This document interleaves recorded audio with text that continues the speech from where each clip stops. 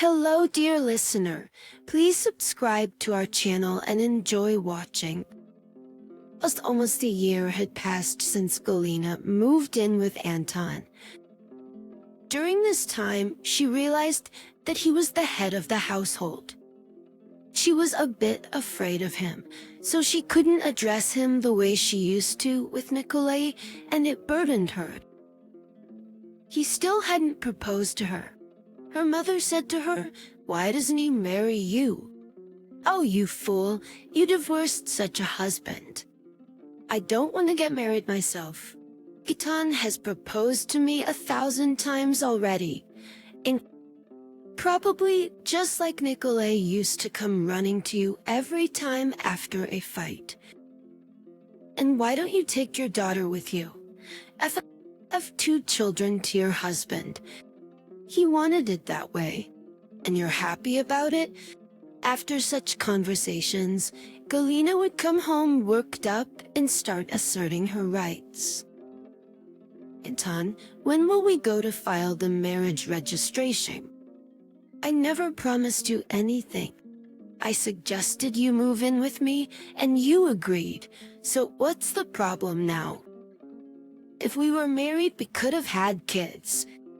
Why have children if you don't need them? Look, you didn't even take your own daughter from your husband, and he's managing fine. I respect him. You just don't love me. It's convenient for you, no responsibilities." And that's where the conversation would end. Galina could only admit to herself that she regretted leaving Nikolai 100 times over. She wouldn't reveal this secret even to her parents. And he still hasn't married. Maybe he hopes for my return. She felt cold with Anton. After business problems started, he completely grew distant from her, putting all his energy into saving his venture. He barely slept for half a year, but the business survived while the feelings, he died. Gradually, Galina's feelings faded as well. She began planning her escape from Anton, but she left him only after seeing another woman at his place. "What's this supposed to mean, Anton? Oh, Galina, don't mind her. Why not enjoy good company?" She couldn't forgive him for that, and as soon as the girl left and Anton fell asleep, she packed her things, moved them all to her car, and left him a note: "We no longer need each other. You get a new life for yourself, but without me." Galina. A month passed. Galina lived in a rented apartment. Anton hadn't called her even once. It hurt the woman a bit, but it wasn't fatal if she would cope. Galina decided to spend the first weekend with her kids and her ex-husband. On Saturday, she dressed up in front of the mirror for a long time, bought sweets from the store, and went to her ex-husband's place. Galina went to her ex-husband Nikolai's place, but they weren't there. She found out they were in the park, so she headed there. She didn't have to search for long, as Moshi was there next to Nikolai, pushing a stroller with a pretty little girl inside. "Why are you next to my husband?" Nikolai is your husband. Oh, listen to her, Moshe. He divorced a long time ago. I told you that. The man said, Obvious, but I didn't know that Galina is your wife. "Get out, you know." He even let go of my daughter's hand. "Why did you come here, Galina?" Nikolai asked. "To be with my children." I'd take them and go for a walk. "Come on, Moshi." They turned the stroller around and walked in the other direction. "Daddy," the kids shouted, "we're with you." Nikolai looked back and saw Galina reaching out to the kids, and they, running away from her, called for their father. "You're the one who turned my kids against me? I didn't even know that Galina is your wife." How could I turn them against you? Shocked Moshe replied.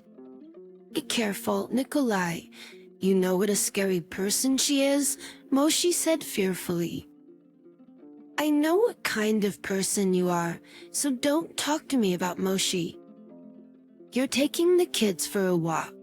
No. Goodbye then, and the whole group walked towards the park's exit.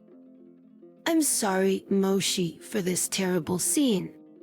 I didn't know she would show up. I couldn't have even guessed that Galina, the one you talked about, is my boss now. I have to look for another job. She won't let me live. I'll help you find a job. She would have hit both of us if she could, Moshe said fearfully. Why are you so scared? Nikolai asked, looking into her eyes. Nikolai, don't come to me anymore. I have a little daughter and I'm afraid for her. Moshe, she's a stranger to me. Why can't I have my own personal life? I'm scared. Let's not rush to conclusions. We're fine together. The kids are fine with us. Why should we give up our happiness? And Moshe gave in. But Galina wasn't planning to give up. This week, Moshe sent several email resumes to companies where she thought they might need a designer. She still hoped to find another job without Nikolai's help and leave her previous job, away from Galina, knowing her character. Moshe tried to spend time with Nikolai as much as circumstances allowed, preferably with the kids around. But it was easier not to touch on too personal topics and only talk about the little ones.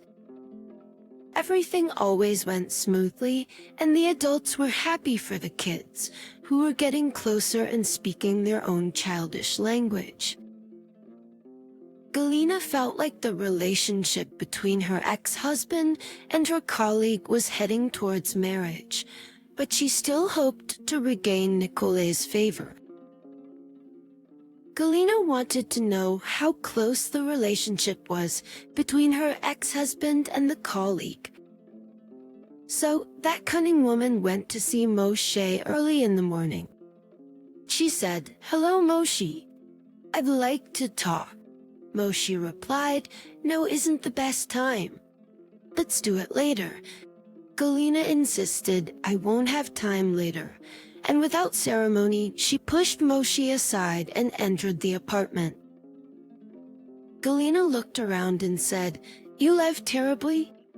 She concluded, "Now I understand why you stuck so closely to Nikolai. His conditions are much better." While she defended himself, "I'm not sticking to anyone," and added, "Until recently, I didn't even know he was your ex-husband." Galina responded, "I can easily fix that ex part." She warned Moshe, "Don't hope, young lady, to take him away from me." Galina said this while gripping Moshe's chin painfully. Moshe said, "Take your hands off me." Moshe didn't repeat herself, knowing well that Galina had heard everything. So she struck Galina's hand to break free from her painful grip. Moshe said, "Don't come here again," and added, "Or next time, I'll have to call the police." Now she said this to intimidate Galina, but Galina replied, "Don't try to intimidate me. I've grown up long ago and can stand up for myself." By this time, Galina was already at the entrance door. Galina warned Moshe, "I warned you, stay away from Nikolai." Moshe slammed the door in Galina's face. Moshe was shaken after the encounter. She called Nikolai and said, "I'm asking you not to call me and not to come. Your unstable ex-wife is making my life unbearable." Moshe added, "Forget my phone number. I want to live peacefully and raise my daughter." Nikolai heard the short beeps. He immediately dialed his childhood friend's number, who was now a police captain. Nikolai said, "Hello, Victor. Can I come over to you?" Upon arrival, after explaining everything, Nikolai looked at his friend. He asked, "What should I do?" Nikolai added, "Galina won't leave me alone, and she's also causing trouble for the woman I like." Actually, Dilly can't do anything until she escalates her actions, so we wait until it gets physical. Let's say for you, I can go to her place on my own initiative and talk to her. I do not... Maybe that will sober her up a bit. That evening, Victor called at Galina's door. Seeing a man in uniform, Galina got scared and realized that Moshi had reported her to the police. Oh, we received a complaint? Victor stepped inside the apartment. "I figured it out already, Galina." Works already, Galina said, recovering herself. "Do you know why I'm here?" "I suspect, but I haven't done anything to her. I just asked her to stay away from my husband." "But Nikolai has been single for 2 years or more." "Yes, but I want to improve my relationship with him." "And him?" "Does he want that?" "It's not yet. But Galina, if we receive another complaint like this, then I understand," she interrupted. "I won't go to her again." After saying goodbye, Victor immediately called Nikolai. I talked to her. She immediately confessed that she went to Moshe, but she promised not to do it again. A month had already passed, and Galina had disappeared somewhere. If she hadn't shown up, hadn't called, hadn't reminded anyone of her existence.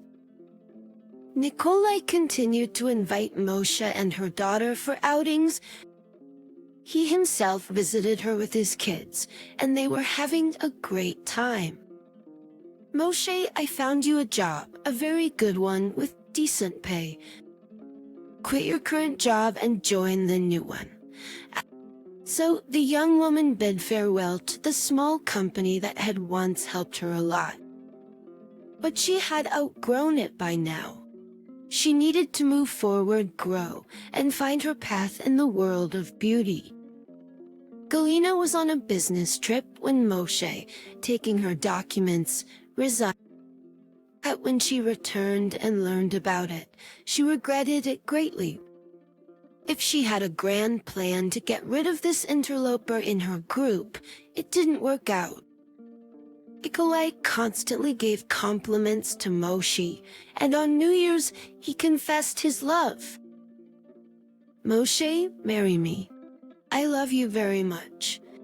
I like you a lot too," and they agree. "But no big wedding, okay?" "All right, I agree." The news of the impending wedding of the lovebirds reached Galina, though eaten as one person entitled to so much happiness, a job, a child, marriage. Is it all for her alone? The woman cried to herself. The wedding was planned to take place on New Year's Eve.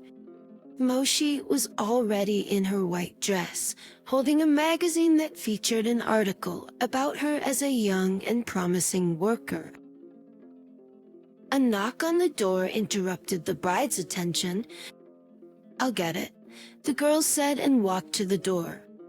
Just in front of her stood a guy wearing a mask, and she instinctively shielded her face with the magazine. But when acid was splashed on her, her palms and arms up to the elbows were burned, her dress was ruined, and Moshe screamed in pain, drawing everyone's attention.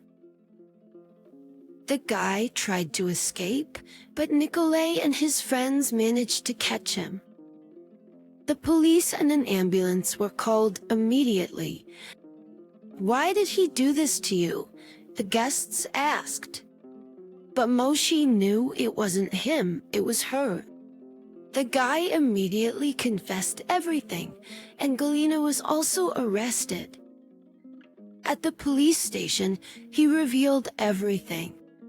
Galina told me it was pepper spray, that Moshi had once splashed it in her eyes at a party. In her eyes at a wedding. She wanted revenge, so she gave me that bottle. Do you realize that the bottle contained acid? But when I saw the skin being ripped off her arms and the girl screaming, I realized everything. That's when I ran.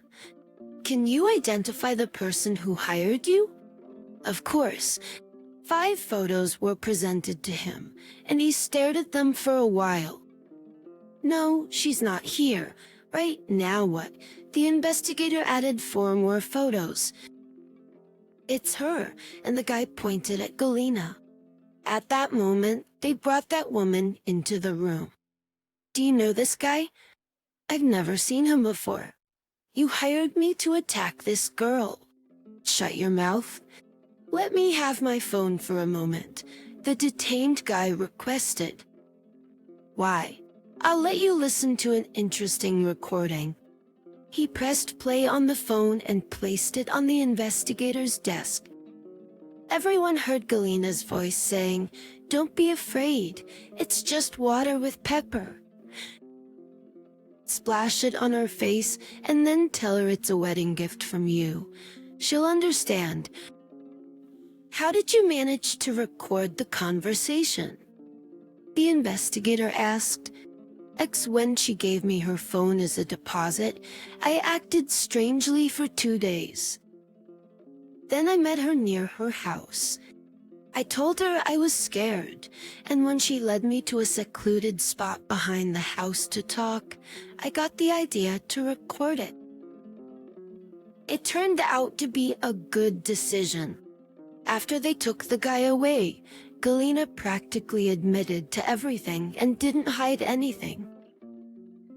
The investigator had never encountered such a vindictive woman with so much venom inside her.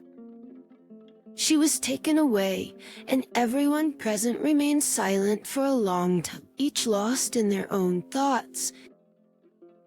Moshi didn't realize that the sound that tortured her so much was the siren of an ambulance, which, blinking urgently, was rushing through the streets to the burn center. She also heard a male voice begging her to come back, saying that everyone was waiting and loving her. The ambulance arrived at the burn center, and a struggle for the woman's health began. Nikolai was ready to pay any amount to ensure her hands were saved. The left hand was particularly difficult to look at. Moshi had nightmares throughout the night, and Galina's sinister laughter intensified her suffering. Meanwhile, Nikolai sat in the corridor and prayed for his beloved's recovery. Finally, Moshi regained consciousness. She looked at her bandaged hands and remembered everything. She felt pain and the touch of unfamiliar hands administering painkillers, and for the first time in 10 days, she managed a faint smile. Ikolay informed that Moshi had woken up, and tears welled up in his eyes. He had slept very soundly for the first time in a long while. He was summoned as a witness to the investigator's office and recounted everything. Recounted everything he knew. There were many questions about his ex-wife. He didn't want to talk about her at all, but he gathered himself and explained that Galina had always hated Moshi, though he believed the woman herself didn't even know why. The investigation was wrapping up. Galina was in custody and getting ready to spend the next 8 to 10 years in a maximum security correctional facility. Actually, it was hard not to feel pity for the 17-year-old boy who had seen nothing good in life before and was now facing about 5 years behind bars. In his closing statement, the prosecutor said, "Who could have imagined that human cruelty could be so boundless and truly sophisticated?" Sometimes jealousy, envy, and personal grievances can manifest in monstrous forms that even thinking about them makes one's blood run cold.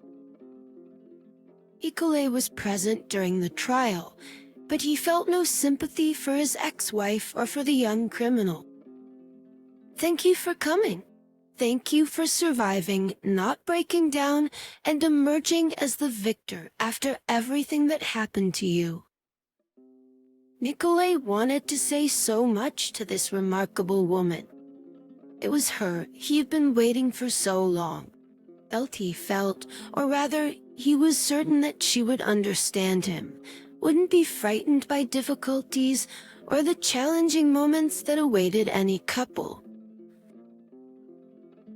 He knew that they would hold each other's hands in the tough times and overcome everything. They would be each other's support and strength. "How are the kids?" Moshi asked. "They're doing well. We have a nanny with an educational background, and their mother helps out. Is there nothing else you want to tell me?" He understood that she was asking about Galina. "Do you need to know?" "They got what they deserved, and they won't bother you anymore." As he to the abductor, "They were arrested. Yes, don't ask me about them anymore." "Okay, I talked to a doctor, a plastic surgeon. He can make your hands beautiful again. I've already made the prepayment. I'll pay you back the money." "Are you out of your mind? You're going to pay your husband's debt?" "Well, you're not a husband yet. Did you give your consent? If you did, that's it. Putting a stamp in the passport is just a formality." In total, Moshi spent 6 months in the hospital. Plastic surgeries were performed on both of her hands, and thin red scars remained. She entered the hospital around New Year's and was discharged in the summer. And Pasha knew everything that was happening in his ex-wife's life. He regretted divorcing her in the past. During this time, he attempted to start a new relationship. It's with Vaitsalisa, but within a couple of days, he realized that it was over between them. Sometimes Pasha met with other women, but these were more casual encounters. He still hoped to someday meet the woman with whom he could build a happy family. Perhaps Galina had been in prison for 3 months and only now realized the extent of what she had done. She received 9 years, and she had only served 3 months of it.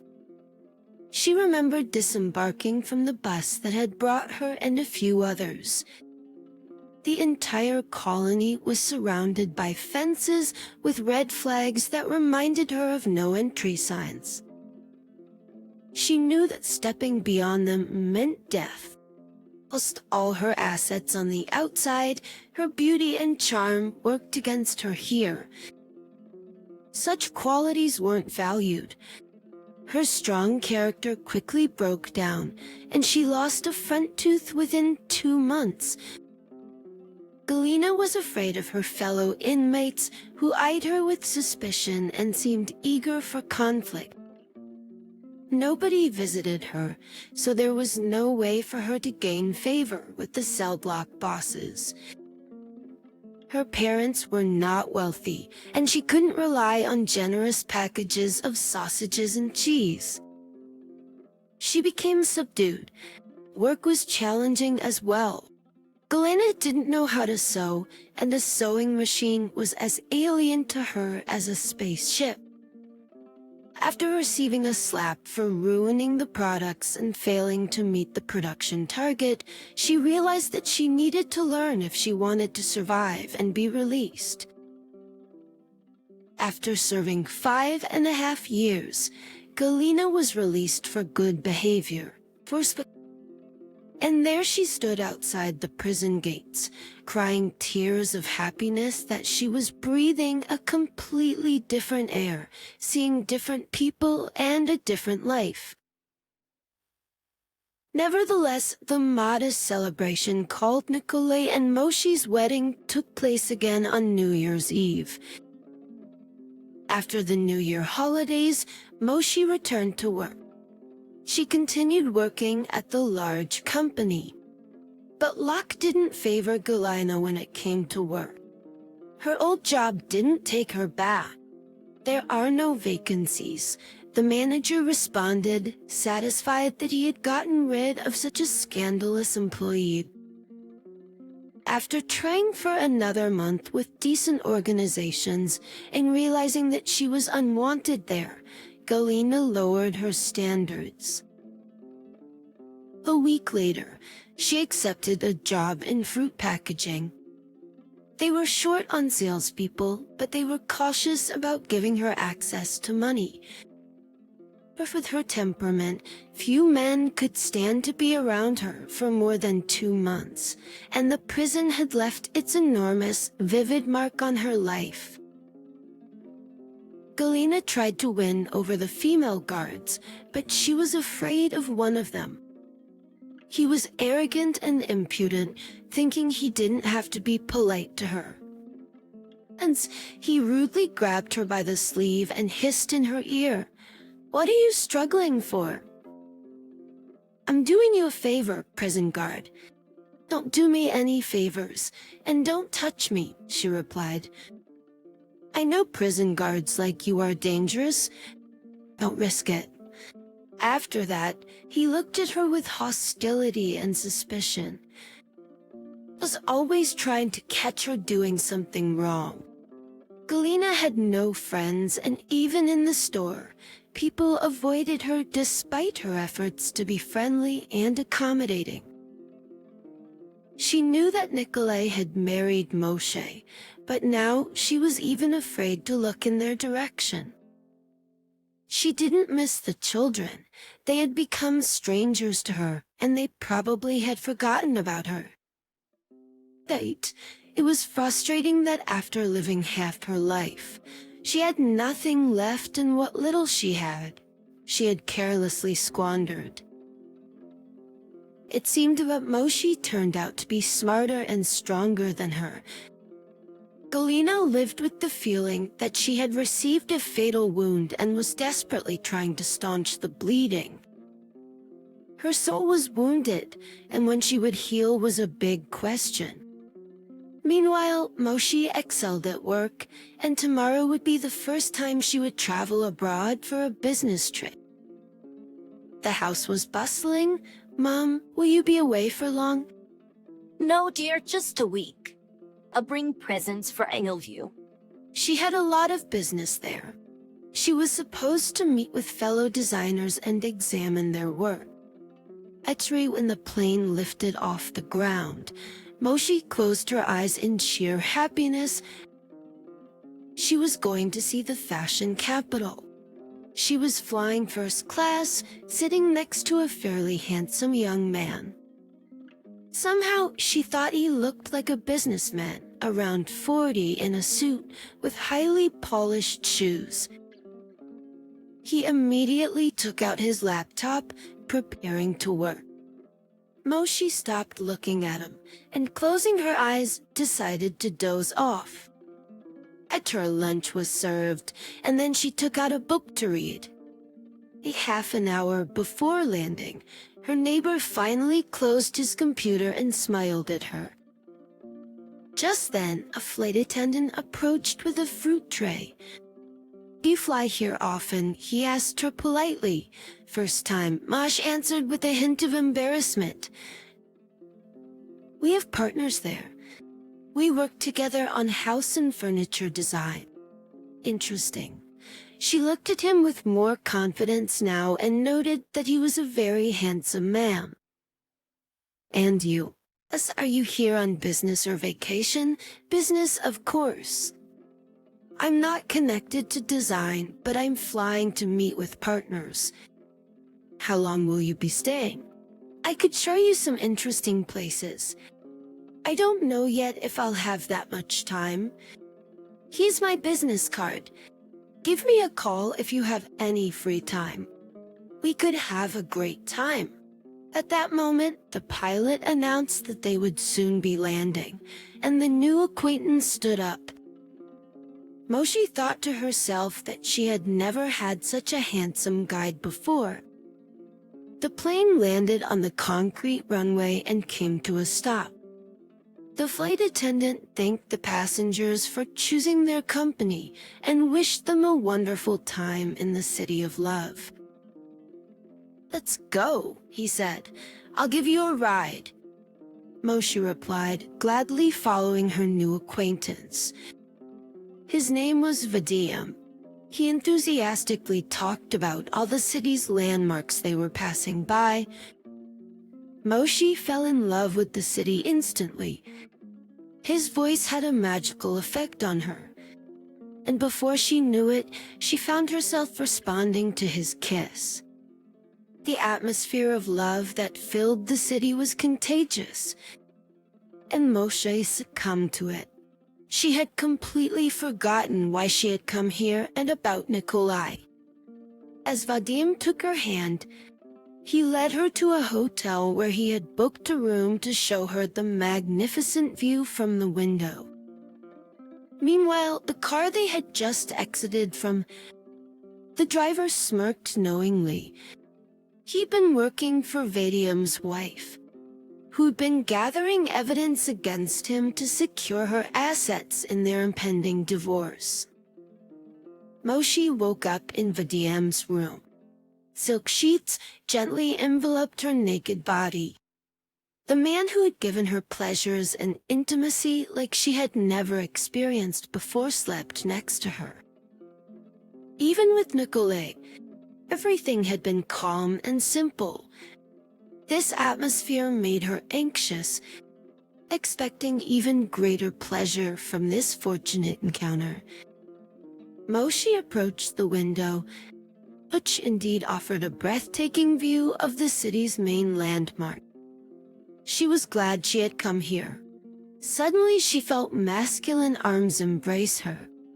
She hadn't noticed Vadim waking up and quietly approaching her. His touch warmed her body and stirred her imagination.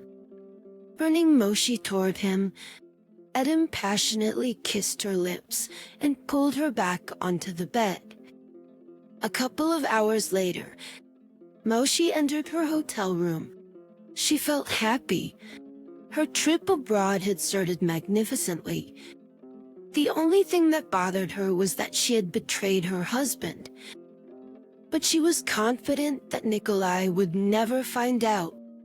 And for now, she needed to focus on her work. Then that week, Moshi learned a lot and came up with numerous ideas for her projects. She met with Vadim several more times, visited restaurants, and strolled through the city. Their outings always concluded in his room. With regret, Moshi returned home.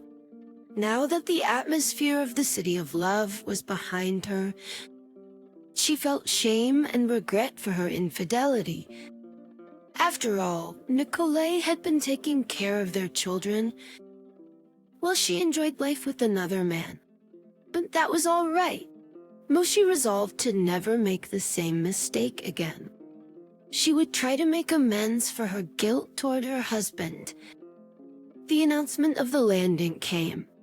Moshi walked with a light step into her hometown's airport, anticipating seeing her children and Nikolai waiting for her. A quake. But suddenly, a crowd of journalists surged toward her, snapping photos with their cameras and shouting questions. Amid the chaos, it was hard for Moshi to make out the words spoken by multiple people at once. Given her fame and success in the design business, she thought this reception was work-related and might bring even greater success. Moshi began to smile and wave, But suddenly, she heard someone say, "How do you explain your intimate connection with Vadidium?" Moshi slowly turned her head towards the journalist who had asked the question. It was a young man, smirking as he awaited her response. Cold fear gripped her. How did they find out? What do I tell Nikolai? Moshi quickly made her way to the line of waiting taxis. Reporters followed her closely, making noise. Exulting inside, she felt a wave of horror and panic closing in on her throat. The taxi driver looked at Moshi mockingly through the rearview mirror. She didn't know where to hide from the shame. The whole city knew about her infidelity. This marked the downfall of Moshi's family life. At home, another surprise awaited her.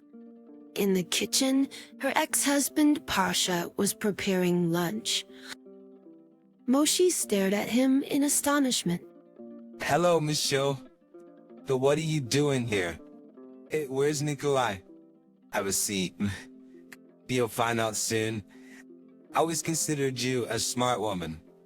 What have you done? Was this affair worth ruining not only your own life but also our daughter's? Pasha then recounted how 3 days ago, Nikolai had called him and asked him to come over. Moshi's husband had shown him a video that Vadium's wife had sent him. But as it turned out, the driver of the cheetah had hidden a hidden camera in his diplomatic pouch with documents, which he constantly carried with him. The video clearly showed everything the couple had done in Vadium's room. Nikolai couldn't bear to watch the entire video. He simply didn't have the strength. Moshi's husband asked Pasha to take care of their daughter until her arrival.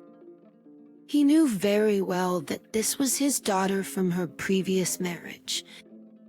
Nikolai, meanwhile, had taken their children and moved to another country. A trend of the divorce papers, which Moshi had to sign, were already prepared. In a week, she would have to vacate the premises. Once again, through her own foolishness, she was left alone with nothing. Moshi, our daughter, hasn't been going to school for several days because her classmates are mocking her. But you know how cruel kids can be nowadays. She doesn't understand what's happened, what she's done wrong, and she often cries from the humiliation. I would really like our daughter to live with me. I wanted to solve this matter peacefully with you. But if you're against it, I'll have to take this to court. You don't have your own place to live, and now you don't even have a job. You've ruined your reputation and career in this city and beyond. I can raise and provide for our daughter, who doesn't want to see you right now. Think about her future. Moisha cried, realizing the enormity of the problems that had arisen in her life because she couldn't resist a fleeting attraction to a handsome stranger's husband. She couldn't blame anyone else for this but herself. She had betrayed a wonderful man who was willing to support her, love her, and respect her for the rest of their lives. Nikolai had been there for her, supporting her through tough times, and she, ungrateful, had betrayed him. Moicha felt sorry for her daughter as well, who was innocent in this situation. Therefore, she agreed to Pasha's terms. When years passed, Moisha worked at the local newspaper. She changed her last name and as best she could altered her appearance. And she wears glasses, dyed her hair, and lost a significant amount of weight. During this time, her scandalous story was forgotten. Moich no longer sees Nikolai, even though she desperately wants to apologize to him. She maintains regular contact with her daughter, but the girl continues to live with her father. One day, two women crossed paths on the street, Galina and Moesha. They recognized each other, but walked past without greeting each other. Galina still lives alone, and her health has deteriorated with the promise of disability looming. Initially, both of them had similar paths and walked them confidently. At the age of 20, they both had husbands with whom their marriages had failed. And when fate offered them each a second chance, they both couldn't hold on to their happiness. Moesha looks her 45 years, while Galina appears as a 60-year-old woman shuffling home. Constantly coughing and wiping her mouth with a cloth, she doesn't look at anyone and wants nothing more than to retreat to her apartment. Two paths, two fates of different people, yet how similar they are. Both women faced serious consequences in life for betraying those who loved them.